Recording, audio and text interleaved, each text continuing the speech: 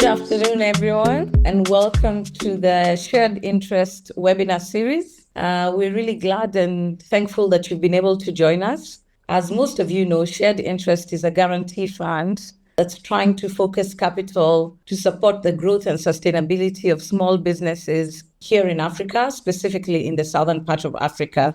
As of now, we have provided guarantees of up to $35 million, which has unlocked $135 million in local loans for local SMEs across sectors such as climate change and climate action, agriculture, fintech, women and small businesses, affordable housing. And our goal in supporting these small businesses across Southern Africa is to catalyze development and specifically job creation. We are delighted that we can talk to you a little bit about how our work happens, the people behind our work, the impact and some of our initiatives. We are joined by Dr. Frank Aswani, who's the CEO of AFPA, an organization that's also doing phenomenal work to support some of us who are supporting SMEs. They create an ecosystem for organizations such as Shared Interest to thrive. Dr. Frank Aswani has done immense work to support youth empowerment and entrepreneurship across Africa. For example, he led programs at the Africa Leadership Academy, which, as you all know, is building youth leadership across Africa. He's done several other things across Africa before getting to ABA to create this ecosystem that some of our organizations thrive in. And so, without much ado, let me hand over to Dr. Frank Aswani. Thank you, Dorcas, and thank you, everyone, for making time to join us today. Delighted to be hosting this webinar that's addressing a really pertinent question on the continent and also an investment opportunity for arguably Africa's largest asset, which is our young and youthful population. So I'm delighted to be part of this. First of all, just contextualize why shared interests plays a significant role and why they are really mandated to be relevant in discussing this topic. As you know, Africa is the world's youngest, our average age 19. If you compare to countries like, most of Europe is about late 40s, is the US. Japan is about 51. So the future of the global workforce is African. This is not just an investment in the continent, but also an investment in the global workforce. Yet, at the same time, millions of capable young entrepreneurs remain excluded from formal finance, which constrains their growth and their ability to create and grow and fulfill their full potential. So for 30 years, Shared Interest has worked to catalyze job creation by redirecting capital towards profitable, sustainable SMEs with the potential to employ others. And today's conversation asks a slightly different question to what we probably have used to. It's not about how do we help young entrepreneurs, but how do you ensure capable young entrepreneurs to the capital to build businesses that employ us? So how do we convert some of these job seekers to job creators in essence? Guarantees are one practical answer. We've kind of heard of different instruments. That guarantees are definitely one practical answer. They reduce lender risk, allow financial institutions to confidently finance youth-led SMEs in the earlier growth journey in particular. So I'm delighted to welcome two very young men, as you can see from their faces, but high-achieving young men, I must add, Tekane Ledimo of NISA Finance and Nyasha Mulika of Capital Unlocked. Gents, welcome. Delighted to have you. And let me quickly introduce Tekane. He's a serial entrepreneur and a development finance specialist with over 8 years of experience building and scaling financial institutions and fintech platforms across Africa. He has co-founded and led licensed-regulated non-banking financial institutions in South Africa and Lesotho. It's always good to get people working in so-called smaller countries because there's some massive opportunities for impact financial returns in those countries. Mobilizing over 40 million rands in institutional capital and enabling funding for 400 plus MSME. Tekane is determined to see the African SME funding close and realize a world where access to financial resources are put into the hands of those that need them the most. So Tekane, let me start with you first of all. From your experience, how are youth already driving economic growth in Lesotho today? What are you seeing that can in this direction? And what does that look like in practice? Thank you very much, Mr. Frank, and greetings to all the participants on the call today. As Mr. Frank has mentioned, my name is Teganani Dimu. I come from Lesotho. I run a microfinance institution that's predominantly focused on access to finance for small, medium enterprises. So getting into your questions, I think maybe let me just take a step back, just to provide a little bit of context of what Lesotho is, where Lesotho is, and just basically who we are about. So we're a small, completely landlocked country inside South Africa with a very small population of 2 million people. 40% of that population is actually young people. So about 800,000 people actually are youth and young people. And if we look at the SME sector, I think currently, as per the latest, FinMark report, so we call it the FinScope of 2025, we have about 140,000 SMEs in the country, of which from those 140,000 SMEs, about 30% of them are youth-owned. So we're looking at about, give or take, just under 40,000 SMEs that are actually led and run by youth. And these SMEs are employing, they constitute to about 25% of the labor force of the country. So the future is ours. Everything is in our hands as young people. And we've taken initiative and we've taken, the force to be the ones to take charge of our economy. Because as everybody says, the future is the youth and we are the youth. So we've started to take up different sectors of the economy, financial services, manufacturing, getting into mining. There's a lot of youth representation. So we are the generation that, wants to see change. Our forefathers fought for freedom, fought for the struggle, fought for our independence, essentially. Later this year, we'll be celebrating 60 years of independence. And I think we're the generation that is fighting for economic independence and economic liberation. And everyone from different backgrounds and different spheres, whether you're a finance guy, whether you're into the arts, whether you're into construction, everyone in their own space as the young people is just dominating spaces and, taking the Lesotho to the world. It's looking promising. And we hope one day we will grow in terms of population and numbers, but yeah. Yeah, there's also an advantage of being small. You can do a lot in small spaces, much bigger than you can do in big spaces. And Nyasha Musika is a senior investment associate and head of due diligence at Capital Unlocked. He leads end-to-end transaction structuring and credit risk assessment for impact-driven portfolios across Southern Africa, with a deep specialization in guarantee instruments, particularly partial credit guarantees. His expertise spans structured credit enhancements, affordable housing finance, and SME lending. Nyasha holds a BCom in investment management from the University of Pretoria and an honors degree from the University of Johannesburg, where he received the award of excellence for his research on savings and investment dynamics in South Africa. Always hear this story about the capability and potential young people. Why do some of them still struggle to get access to capital? As our entrepreneurs, probably this is one of the biggest things they face. Why do you think they struggle so much? Thank you for the question, Dr. Frank, and thank you for the time, everyone. So to answer your question, I'm going to just narrow down on the keyword that you used around capability and access. And I want to just highlight that the reality is the constraint is not necessarily one of capability. The SMEs are currently capable. They are building enterprises. It's somewhat more of a structural mismatch that's taking place within the landscape. We see the key custodians of capital, the larger institutions, have on lending criteria that's particularly reliant on collateralized methodologies of lending or long track records of trading activity, which essentially can then be verified by audited financials.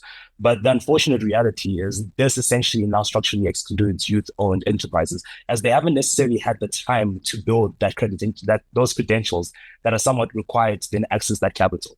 And what this then leads to is essentially a credit gap that then begins to form as a result of all of these entities that are viable, that are capable, and are generating some degree of revenue within that stage, but can't seem to access the capital primarily due to not having the track record that exists within the entire period, or having a large asset base to then access formal institutional capital, which then in turn has an effect on the ability to hire more people. It defers their ability to pursue opportunities, as well as the ability to really leverage the growth that takes place within the respective markets. And I think the question in itself isn't necessarily around one of capability, but so much one that's linked to access. And as investors and financiers, the question we should be asking ourselves is how do we then create methodologies of then financing capable businesses at a much earlier stage, rather than waiting for the point where they've received this track record where they're now 10 years into the process, but have been crippled by inability to access formal capital within various institutions. That speaks also to the very traditional models of funding SMEs that haven't leveraged innovation, that haven't tested different approaches. And the question of collateral also in particular affects like women who are not allowed in many African countries. First, many women are not even allowed to own land. So what are you seeing in the landscape? So what I've seen is that you've had various impact investors that have come into the market with innovative methodologies of financing. And this is not necessarily with the purpose of replacing the existing infrastructure or traditional financial systems that are in place, such as traditional collateralized lending, but it's essentially bringing in instruments that enable on-lending behavior for the various institutions. So as you raised earlier on, there's the instruments such as the guarantee, which I have a natural bias to by virtue of the exposure I've had with the instrument. But essentially, you're looking at bringing in an instrument that by default enhances the risk profile of various transactions, but also provides that collateral shortfall that may be required for larger institutions' lending models to then enable them to on-lend to a direct entity. And what this essentially looks like is, rather than then having the onerous requirement of having the SME look at trying to raise an additional 10 million for them to access the facility that's at 30 million or at 50 million to really scale the initiative and drive the impact they're looking at achieving within their social venture and all the commercial success they're currently seeing, we then bring in the guarantee, and the guarantee itself acts as a collateral trigger for the various institutions where they can then call upon the guarantee should the event of default take place. But the beauty of that entire structuring is that then enables the larger institutions to go participate within this market that has high impact and that ordinarily they wouldn't have been able to participate in by virtue of their fiduciary duty. And as time begins to pass, we then find ourselves in a situation where they collect invaluable data in terms of how this asset class performs, what's currently taking place, and what does success really look like within this underlying perceived market of risk. And as those perceptions begin to be challenged, you then have larger institutions crowding into the space, which unlocks the barrier to capital for various entities within these particular markets. But most so, it then begins to drive that system change by virtue of there having been that initial catalytic component. And I think it's really just speaking more towards the innovative instruments, having funding that's linked to cash flows versus funding that's primarily linked to collateral, having funding that comes in to mitigate or bridge that collateral shortfall to then enable the capital to flow to the hands that essentially are driving those systematic change, those systematic obstacles on the ground. But within the market, I've seen a lot of openness towards institutions. I've seen a lot of collaboration between the various lenders of capital, and I've seen a dire need from each institution to really look at coming in and addressing this gap as the gap has continued to grow. So you've spoken more about the supply side of capital and the issue happening in the side. Do you think entrepreneurs and SMEs understand the various options available to them? So even as we speak of guarantees more specifically, do entrepreneurs understand into the opportunities that you mentioned? What I've seen is that I do believe that there is a lot more work that can be done around advocacy. And this is more from the institutions themselves, being able to actively educate the entrepreneurs around what options they have available to them. Because as it currently stands, the market does seem somewhat fairly fragmented between the institutions themselves. Not all of us have a clear understanding of what the individual offering of each institution is. When we have transactions that come across our pipeline that we review that may not necessarily meet our mandate at that particular stage, that should have been a direct phone call to another institution that does have that mandate to then connect that entrepreneur towards an instrument that might be better aligned towards their initiative or their cause. So I believe that from an entrepreneur's perspective, there hasn't been enough work done in the space for us to advocate. And I think this is also part of the work that Shared Interest is trying to facilitate by virtue of having this webinar series, where the role of investors goes beyond just on lending. And the assumption doesn't necessarily be that entrepreneurs just know what instruments are available, but that us as financiers go into the market and really advocate towards instruments and the various offerings that we have that can specifically address these niche problems and these systematic issues that we're facing within the market. So kind of many assume that lending is simply about having money available. From the experience, what actually finance young early stage businesses difficult? Talking about business. Thank you for that question, Mr. Frank. Sorry, just before I get into the question, you mentioned something earlier during your interaction with Nyasha. I think Nyasha touched up on this. So I just wanted to bring in just the personal element. You spoke about how, collateral is a big, form of underwriting when, driving a credit decision. And you also mentioned that, women in Africa don't have collateral, or there are laws that don't even allow women to own land or any form of assets. So I just wanted to bring that, a little bit closer to home.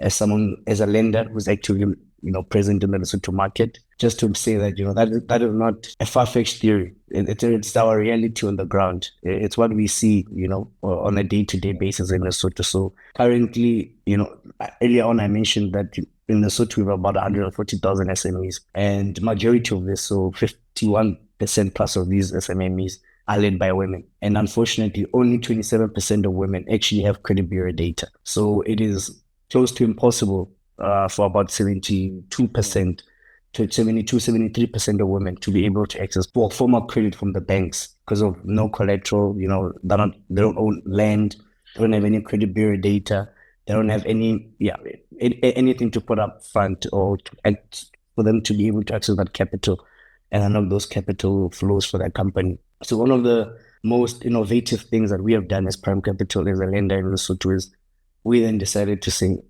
how can we leverage, technology? We live in a digital world. How could we leverage technology, right, as an alternative form of credit assessment, to be able to qualify you for credit, in the absence of collateral. So with the guarantee that shared interest, has extended to us in the form of a PCG, which acts as a security measure, right? Make you take a psychometric test so that we can, drive assessment. So we're looking at what's your dynamic risk appetite, what's your risk scoring, what's your dynamic entrepreneurial assessment, what's your entrepreneurial scoring, so that we could bridge that gap. Because like Nyasha mentioned as well, these systematic barriers are what is hindering and growing the SME credit gap across Africa and in Lesotho particularly. So unless we dig in and we tap into, innovation and, alternative forms of data, then we will not drive systematic change. Nothing will change. So I think that's one of the, key things that we are doing in Lesotho as a lender to enable women and youth to access credit. So Tekane, you mentioned something really interesting that I'll expand on a bit. The whole question about alternative credit rating and assessment systems, because this is part of what we truly have an opportunity to do differently, is to find African solutions to African problems. Can you speak a bit to how your alternative credit assessment system, give us an example of what you look at with the assessments? In our context, we rely solely on psychometric tests. Psychometric tests because they are very quick and very easy. So we look at two main components. We have what we call a DRA, which is a dynamic risk assessment, and we have what we call a DEA, which is a dynamic entrepreneurial assessment. So how we have built the test. So this psychometric test, by the way, we built it in conjunction with the World Bank Group. So the World Bank does a lot of work, impact work in Lesotho, and I guess other, emerging economies. The test has been built by, developers who built this in Kenya, Uganda, East Africa, West Africa. The technology has been contextualized for the Lesotho culture. So basically it captures different cultural imagery, if I may use that word, our cultural context or cultural practices, which if you relate, the way that you relate to them can then drive a score to say, how risky are you and what is your risk appetite and what is the potential likelihood of you potentially defaulting on your loan. In the last 2 to 3 years, we've ran well over 500 tests.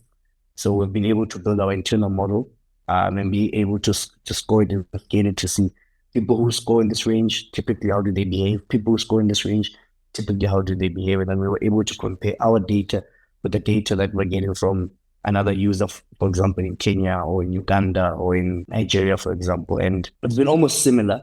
So I think Africans, maybe we have some form of similarity, in terms of the way we perceive risk and the way that, we see numbers and the way that we see business. So that psychometric test has been a key driver of our credit assessment over the past few years. Fantastic. We're really good to see, in the next couple of years, how that data builds up. Nyash, do you have anything to add to that? Yes, 100%. So Tekane actually touched on a valuable point regarding alternative data. And I think that's one of the key components that we also have to look at in the market in terms of being able to then unlend the traditionally unlendable. And what it essentially means is with two of the transactions that we've seen within the portfolio that we had considered in pursuing at some stage, the initiatives themselves there were various initiatives within the township economies where they couldn't on-lend to the local retailers, primarily due to their lack of having formal accounting data or formal track record. However, what the entrepreneur that we met at that stage had been doing, which we found quite innovative and hence the need to partner, was they found a way to actively collect reputable data, but not necessarily from the individual retailers. They went straight to the wholesalers, and they were able to actively then gain insights in terms of what's the purchasing history of this particular retailer, how often do they purchase, and in what quantities. And on the back of that data, they were able to then provide credit and lines of credit to the various retailers, which then enabled them to then exchange and transact at a larger scale without having to have shortages of any particular product. And a similar example that we saw where institutions have come in and essentially utilized alternative data to on-lend to essentially an individual or transaction that had been considered initially historically too risky is within the agricultural space, where we have a partner that we're currently engaging with that is a beneficiary of the guarantee at the moment. And they've essentially been able to on-lend to develop farmers on the back of an aggregation model by essentially eliminating the entirety of the market access risk, as well as the risk to the direct inputs by them providing capital to the various developmental farmers.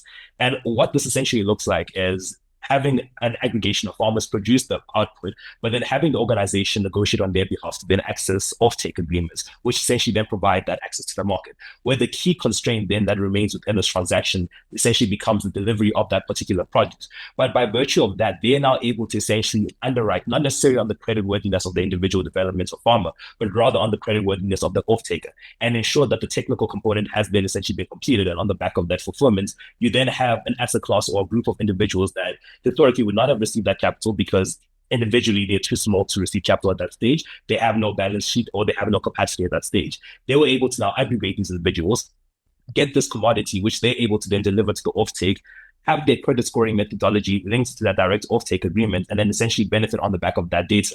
Naturally, there would be a bit of resistance in terms of the market to transition towards this, but this is where innovative instruments such as guarantees also come in, because by virtue of us providing the guarantee, it enables the business to then employ some of these flexible methodologies of on lending without then having the fiduciary duty to their LPs violated by virtue of taking excessive risk. But once again, going back to that point around addressing and challenging perceptions, it then directly addresses a perception that we can use this data, or rather that the data is not valuable enough to then direct lending behavior.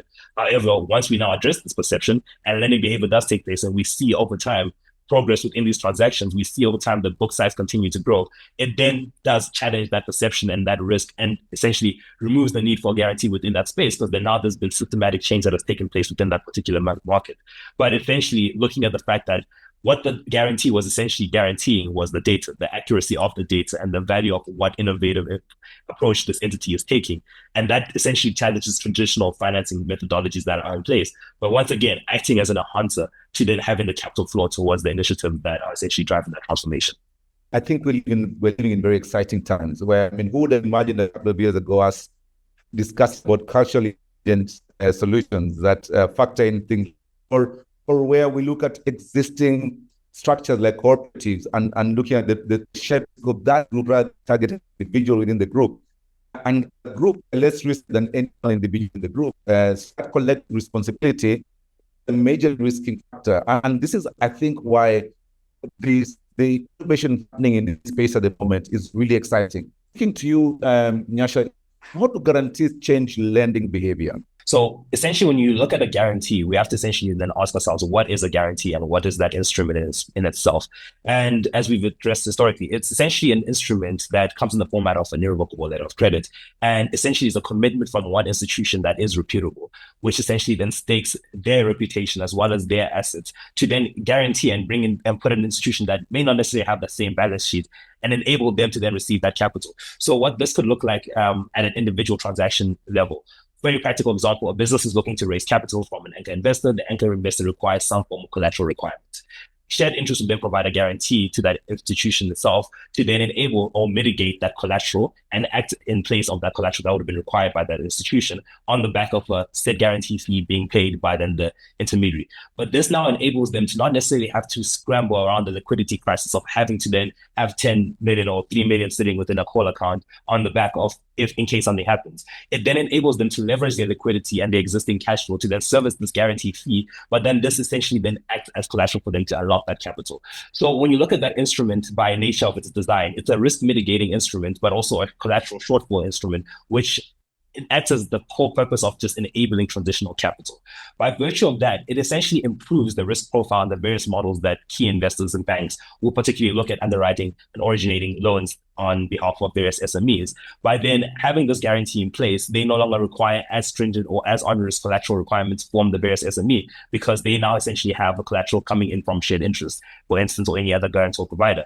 As a result, then essentially the transaction that had historically failed with their risk assessing or risk scoring methodology now suddenly passes onto the green and is now passing that methodology, which then leads the capital to flow to the various institutions. So essentially, the enabling component, or rather the system change that takes place within the institutions and incentivizing them to take more risk and really venture into high impact initiatives, is that they're able to go do that without then violating the underlying covenants. And the guarantee provides the opportunity to enable that behavior and enable that risk to then take place. But it does so by challenging those underlying perceptions. Because as those perceptions continue to get challenged, it then enables the banks and the larger institutions to then go into these markets where historically they had never considered playing in that space due to underlying concerns, risks, and obligations to their LPs. Now they are able to participate within those markets and some of those opportunities, because there's an anchor lender that has now come in and provided some degree of protection to the entity itself, improving the risk of the risk profile of the particular transaction, but then enabling it to essentially drive or try achieve that systematic and social impact that it would have reached as a result of that investment.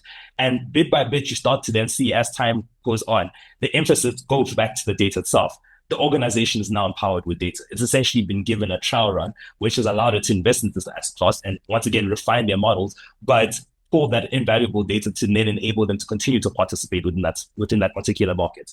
And that's the system change that we then start seeing within the investors, as their behaviors then changed and forced to go into a market where historically they wouldn't have considered it, but on the back of then having to take or having a risk sharing arrangement with another investor that cares about the impact and that wants to actually see that transformation.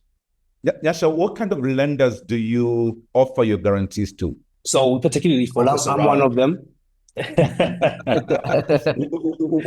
tell us your story where they actually work for you, and I'll come to you in a second. But give me an example. Yeah, what kind of lenders do you work with? So we essentially work with debt lenders, particularly with our particular approach, where we're looking at finding high impact, innovative lending institutions that are looking at addressing those systematic areas with the 4 key impact areas that we care about in terms of impact multiplication. And this is now looking at any lender that's looking at supporting SMEs, but informal sector SMEs or previously disadvantaged SMEs or individuals that have not traditionally been included within the traditional financing scheme. But we'll also then look at them partnering with organizations that are playing a role within the affordable housing space, given what we've been able to see from a transformation perspective, but also the multiplier effect that takes place when you then go and participate in those type of initiatives. And this comes in the form of the job creation from the construction component of it, the job creation, the management of the actual property, but the transformation for the individual that had this type of need and was essentially sitting on this debt equity, now finding themselves in a position where the equity is now active and earning for them, where historically they would not be earning anything on the back of this. And it in turn is then creating back or track record that leads to them being backable. But we will also then look at any institutions that are utilizing debt, but are bringing in high impact or rather innovative solutions towards assessing the risk or towards lending to the previously unbankable. And on the back of that, we will then assess how stringent are your policies. Is your risk metric frame, is your risk mitigation and your thesis aligned to what we're looking to then achieve as an organization? Are you looking to achieve impact? What impact and what's the degree of the impact that you will achieve as an organization? Because one of the key focuses for us as an investor is that we don't want to just purely pursue the commercial return on the back of the investment. Yes, we do want to see success and sustainability, and Zakade will speak to that as well. As part of the on-lending, there was a requirement to formalize, but even on that back of that formalization, we want to drive the transformation and sustainability of the business commercially, but we want the intentionality on the impact that it is essentially looking to then achieve. So if you are saying that you're building a fund that is directed towards empowering women or looking at helping women that don't have access to that collateral, but you're looking to on-lend on the back of whatever methodology or innovation you brought into play, we want to assess that and we want to partner with you, not necessarily because we feel that that's an opportunity for us to essentially reach a commercial return alone, but because we want to see that creation of that impact on transformation that takes place with those women and the stories that we can then advocate across within the market. That's what we really value within the various initiatives and the partners that we look with that working within the market. So it'll be purely debt, high impact initiatives that are looking at employing some form of innovation within those 4 key sectors, being agriculture, financial technology, or rather financially inclusive technology, affordable housing, as well as then looking at anything that's energy related, climate related, and any of those renewable components, simply due to the multiplier that they have on the impact on local economies. So to kind of, as a recipient of a guarantee, what has it helped you do? 2 things, right? The first thing is it is enabled. So obviously, as a microfinance institution, we're ultimately a debt provider, right? So we wholesale capital for all lending purposes. The biggest thing that, the guarantee has done, and, probably the biggest thing that shared interest has done for our business in Lesotho is that with the guarantee, it has enabled us to unlock institutional capital, right? Because like you mentioned, we are very young. I'm 30. I think she's 31. So at the time when we were trying to raise institutional capital, we weren't able to raise that institutional capital, mainly because our business was very young, and we as entrepreneurs were very young. So obviously there's the question of experience. How experienced are these guys? Will these guys take this institutional capital, run off? As they like to say in Southern Africa, you give young people money, they go run off and buy Range Rovers, right? So there's all these trust elements that we had to navigate. So with the shared interest guarantee, it enabled us to be able to issue the institutional lender some form of collateral, just, as beautifully as Nyasha has just explained it.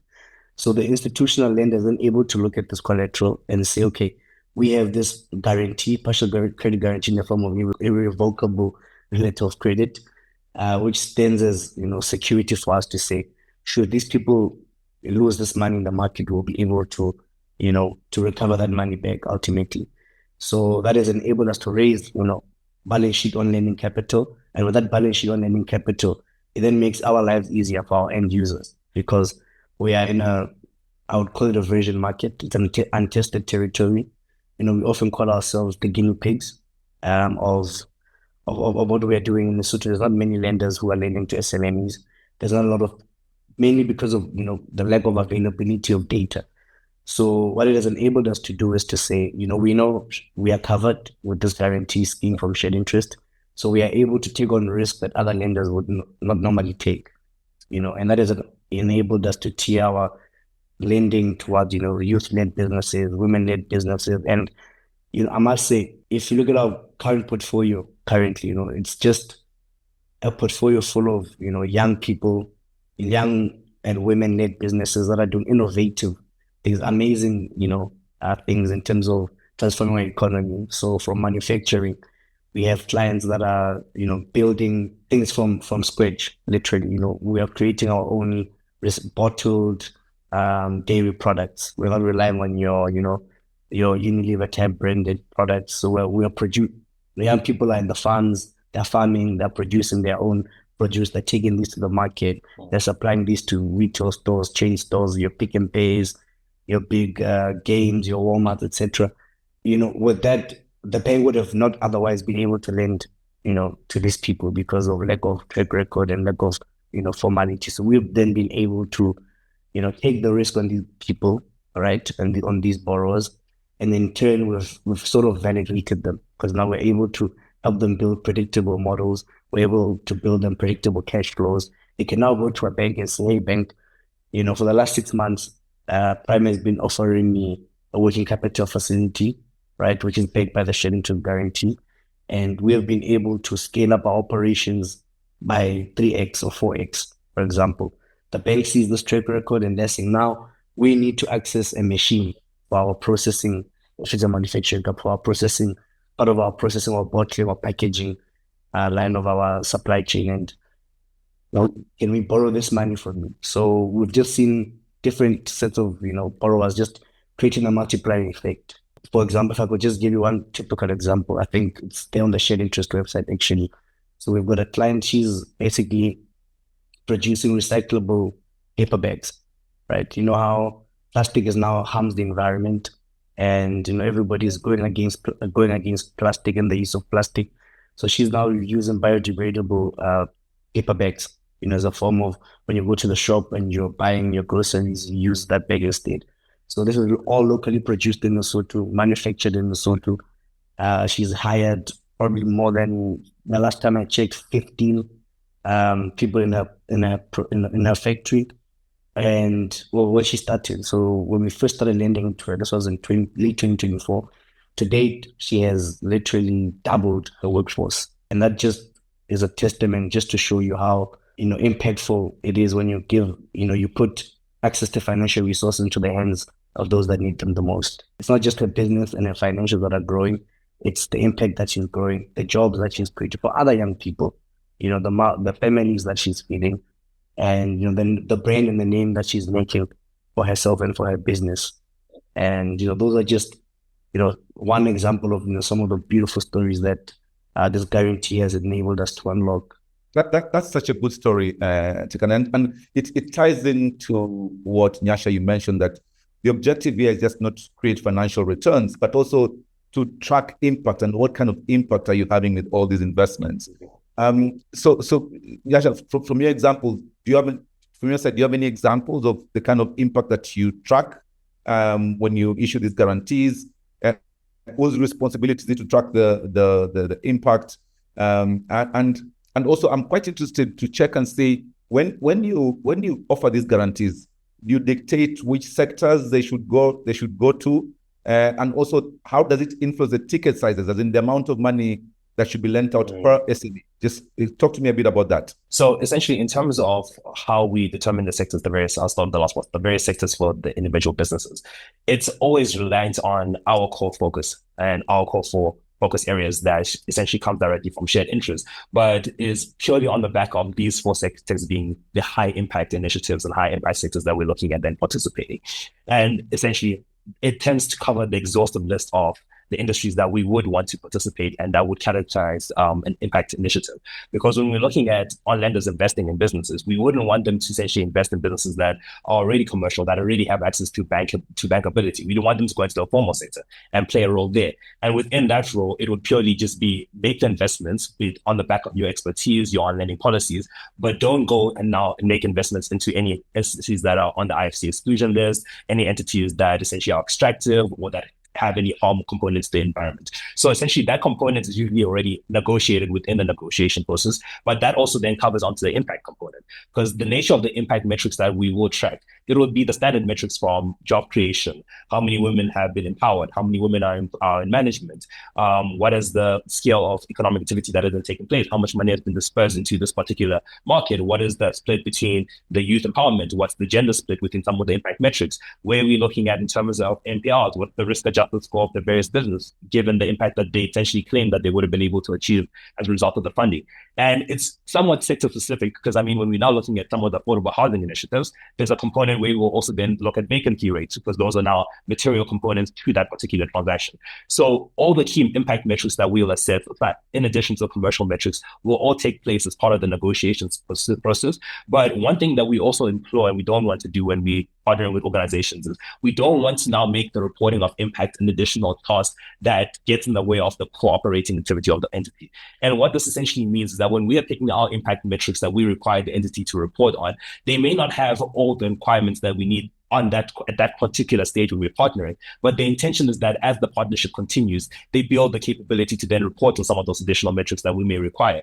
But it enables us to take a hybrid approach where we can capture the impact that's being achieved without then burdening the organization with this reporting mandate. And this essentially becomes a coexisting exercise between our end as well as the respective businesses, where we engage with our partners on a monthly basis to understand what is currently taking place from a materiality, but an impact perspective within their portfolio. And then on a quarterly basis, we'll then pull in a consolidated impact report on all the key metrics that we had allocated towards the transaction. And it's our duty to actively then ensure that those metrics are being recorded, that impact is being tracked, as it is a key component to then receiving the capital.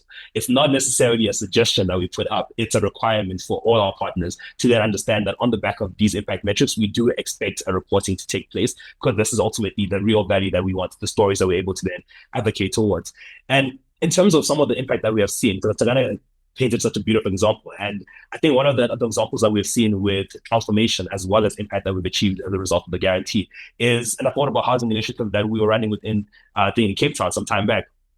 We've since exited the transaction, but that exit in itself was a success. It was an exit on the back of us having achieved what we needed to achieve.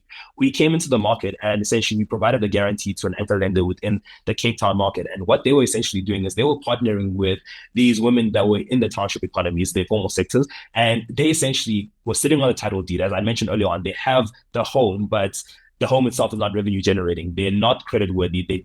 They're all currently, and they were unemployed at that stage. They're not making any capital and essentially living on the back of grants. We were able to then provide a guarantee to the anchor investor to then go in and construct residential units on the back of these properties to empower these women with formal education from the University of Cape Town to now further empower them. But then on the back of this, they were able to then place property managers that would essentially then manage the vacancies, manage the tenants, but then essentially empower these women throughout that process by not just leaving them in the dark. On the back of that initiative, approximately about 30 million went into empowering these various initiatives, these property owners, and we were looking at a portfolio of about 11 residential landlords who resided on the property, but were now receiving an income on the back of this on lending, which subsequently would then escalate further down the line upon the entirety of the mortgage being refinanced. But from day one, they're already receiving a capital on the back of this investment in this asset, and their property is now revenue generating. They performed very well to the point where one of the larger institutions, one of the formal banks, had actually stepped into the transaction and recapitalized the entirety of the transaction at 5x the multiplier to drive and expand the initiative. But the requirement was that they would then remain so data of the actual initiative. So they refinanced the entirety of the facility that had been guaranteed, which essentially by result terminated the partnership that we had with the initiative. But that's the system change that we're looking to then drive as a result of that guarantee. Because now we were able to essentially demonstrate a case of success where these women were now generating income. They were now getting to a point where they are bankable, and when they had historically not been a part of the credit system itself, they've now also received a formal qualification, which has empowered them from a technical point of view. Their confidence has gone out and they feel so proud of what they have and what they've achieved because they feel that they now have a component of legacy that they can also pass on to their kids and their future generation. But beyond that, you now have a large institution which does have the capability to really roll out this initiative at a much broader scale, coming in and looking at this initiative and saying, we would traditionally not have gone into the space, but because of what we've seen, the impact that we have now experienced, we're happy to actually now recapitalize and actually broaden their scope of this initiative. And that's the impact that we then want to essentially drive, the system change, where we now have more cases of those larger institutions coming in and saying, okay, no, we see you guys gave a young guy like Takane a chance. We're seeing the work that Prime Capital is currently doing. We can see the impact. We can see they're repaying. We can see that they're not as much of a risk as we had initially assumed. Let's recapitalize them at a much larger facility and let's let them do even more great work in the market that they're currently participating in. And that's the impact that we want to then see within some of the various initiatives. That's a lovely story for various reasons. One, part of what you're trying to do with all of these initiatives is to drive private capital to go where on its own it wouldn't go. And it wouldn't go because the perception of risk of some of these areas. So what you've in essence done, and through the partnership for shared interest and guarantees that you're offering, is to sector which private capital would not have found attractive, and show them that the real risk is not as high as the perceived risk. And that way then, after proving that it was possible, now mainstream capital and capital a bit more confidence and coming with a lot more capital than you could have on your own. And then suddenly we're building generational assets as well and generational wealth. So people who were probably going to be grant dependent for the rest of their lives suddenly are not, because they can generate some revenue.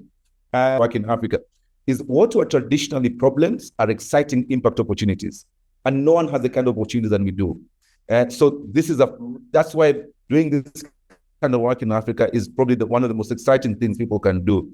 Tekane, do you have anything else to add to what Nyasha said?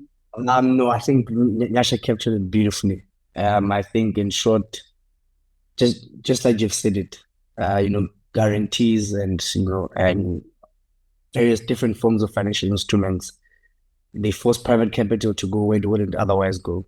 And that's something that we've seen across Africa, not just even in Lesotho, in South Africa as well, and across the African continent. And we are grateful, for organizations such as Shared Interest for the work that they do, pretty much driving private capital, institutional capital to go into markets that it wouldn't otherwise go, and, just give opportunities to young people like ourselves so that we can create other opportunities as well for other young people, our other peers, and friends and family. So we are very grateful, and we hope that the relationship continues to grow and we continue to do more together for Africa. So just in closing, and to both you and Nyasha, I want to ask this question, and to kind of please respond to this first, and then I'll go to Nyasha.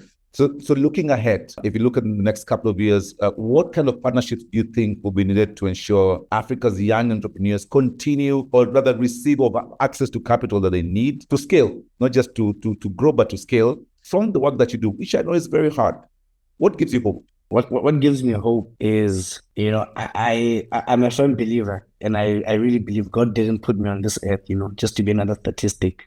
I firmly believe I came here with a specific mission and with a specific assignment. And it's encouraging as well, because every year you see initiatives, you see the work that other organizations and other institutions are doing, your World Banks, your IMFs, particularly in Lesotho and in other regions. So it's just comforting just to see that, I'm not the only one who's seeing this problem, who's seeing this gap.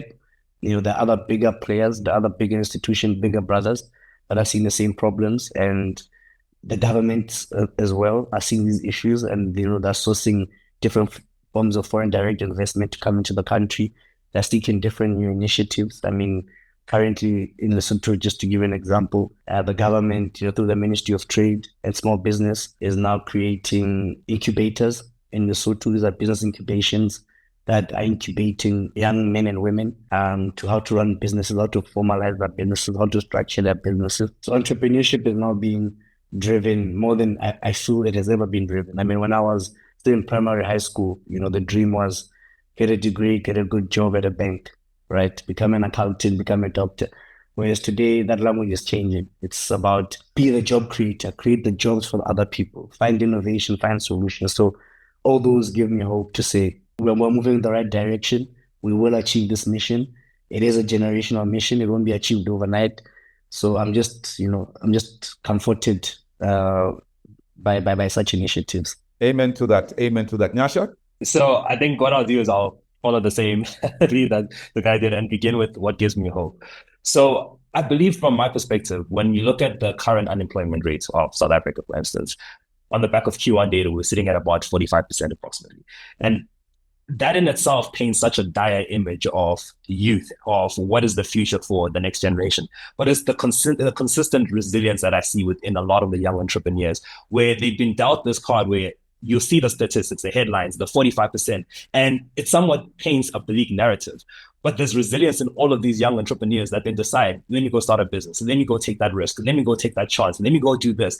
But they are addressing such systematic issues and are doing so in some of the most innovative methodologies that I have seen. I mean, a lot of the initiatives that are looking at supporting some of the informal sectors and looking at supporting these high impact initiatives are being run by young entrepreneurs. So they've also come to the same realization that beyond just chasing some commercial goal, some commercial return, there is a benefit to investing for the social good as well. Because the moment you then build that business that then employs women, or that then employs youth, and that then scales, it also then adds as a feeder to the local economy that it operates in, and that domino effect begins to continuously to roll out.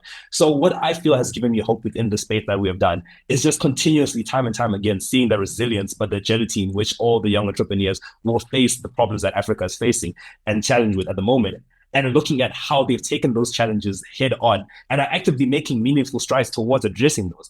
And I feel our role within that entire ecosystem is to enable that. If they're in a role where they're now saying we're addressing these systematic barriers and these systematic challenges that have plagued the entire continent, how do we as financiers now come in and essentially help the heroes that are then planning or creating the future for tomorrow?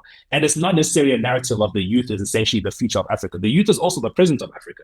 It's the present and the future. So these founders we're supporting right now are not founders that are going to suddenly fall off the planet of the earth tomorrow. These are founders that are going to continue running their business for the next 20, 30 years. And what multiplier would that have if we now say, enter these transactions at this stage? Imagine being able to back a founder 30 years into the future. I can only imagine where Takane is going to be 30 years from now.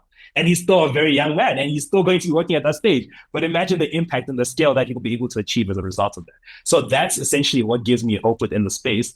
But I think looking forward, in terms of the partnerships that would be required to continue to drive this change to the landscape, I think we've been operating in rather it's somewhat an attack towards finance, but I think as financial professionals, we've gotten away with operating in silos for far too long. And as a result, we're now looking at systematic gaps that exist by virtue of that same operation. And at this stage, it's now resulted in a space where, as financial professionals, we have to essentially collaborate a lot more. We have to advocate and educate entrepreneurs on what options are available to them, but more so by virtue of partnering with the government, for instance, from a policy perspective, and the government creating enabling policies that then enable entrepreneurs to receive the support that they need. Having impact investors come in and bring innovative instruments that then enable traditional capital to do what traditional capital ordinarily wouldn't have done, but then having the traditional capital flow into the pockets and into the markets that it needs to essentially reach. That whole component and having all of those partnerships throughout the entirety of the financial ecosystem, from government to DFIs to impact investors to private equity as well, to debt investors to microfinance, having everyone essentially come together, map out that landscape, and then essentially collectively not only engineer for mitigation of risk, but then now engineer for some degree of inclusion of the various SMEs on the landscape. That's where I feel the partnerships that are really being driven and what is really taking place really lead to transformation. And it's really just to call all the financiers and say, guys, we can't keep operating in silos. At some point, we have to know what all of us are doing, because there's no point in us having this list of pipeline that we've made investments in where we have 15 great transactions, but then a list of 100 businesses that didn't meet our criteria that just sits there. What's happening with that list? Who are we calling on behalf of these individuals? I am more likely to get a hold of another financier than this individual is to go through the entire process and getting them to pick up the phone. If I know someone at, for instance, an IDC that is particularly working within this particular department, what's stopping me from picking up the phone and calling him and asking, hey, can you please take a meeting with this particular project? I think it falls within your mandate. Have a look, it might fit. And from their perspective, they will take that on versus me telling the pipeline or the various businesses that, oh, sorry, you don't need my mandates. And then I just carry on to the next 15. And then now someone just left there. So for me, it's that's the component that someone does need to change. We can't keep getting away with operating in silos. It's not going to work. And the market's always correct. That's why we're all speaking about this axis. I mean, we're looking at a global housing crisis, which in my opinion is a market correction. We've gotten away with doing the wrong thing for too long, but the market always reverts to the norm, and reversion is painful. That's why we head up. That reversion is painful. Absolutely. Gents, I could light a fire and continue talking to you till tomorrow morning. It's been such an enthralling conversation. Nyasha and Tekana, you guys have been phenomenal. This has been such a good conversation, but we could do this, and we should do this again. But doctors, thank you for the opportunity to host us, and I'll send it back over to you. Thank you, Frank. Thank you, Nyasha. Thank you, Tekane. I nearly got carried away. I agree. 1 hour would never be enough, but this is the beginning of the journey. Nyasha said it. Africa is youthful today. Africa is growing and thriving today. I do want to invite all of you who've heard about this, tell the story. You've seen Nyasha, you've seen Tekane, you've listened to them. The youth are real people. They are real entrepreneurs. Youth is not a risk in itself. The risk is leaving them out, particularly in Africa. And so we do want to invite you, all our stakeholders, join shared interest in supporting the youth in creating jobs in Africa. And you can do this in a couple of ways. Shared interest does work with impact investors to mobilize capital to issue these guarantees. We are a not-for-profit organization, and so we also mobilize grants to underwrite some of the work that we do in terms of the guarantees, in terms of first loss, but also to operationalize what we are on a mission to do for Africa in terms of job creation. With that, we thank you, and we invite you to join the rest of our webinars, which are coming up. We're soon going to be talking about what we're doing in Zambia. And in Zambia, we're going to be looking at how we also innovate to scale in this missing middle, where SMEs are not seen to be big enough or small enough or prepared enough or bankable enough, but shared interest does take a bet on them. And we're going to show you how the bets that we take on women, on cooperatives, etc., are actually working. Frank, we couldn't thank you enough. No one would have been better to talk about the youth, to talk about investment, to talk about impact, and to talk about Africa's future and presence than Dr. Frank Aswani. With that, thank you very much. All this I bring to you has been produced by our wonderful Agai, who's our head of development.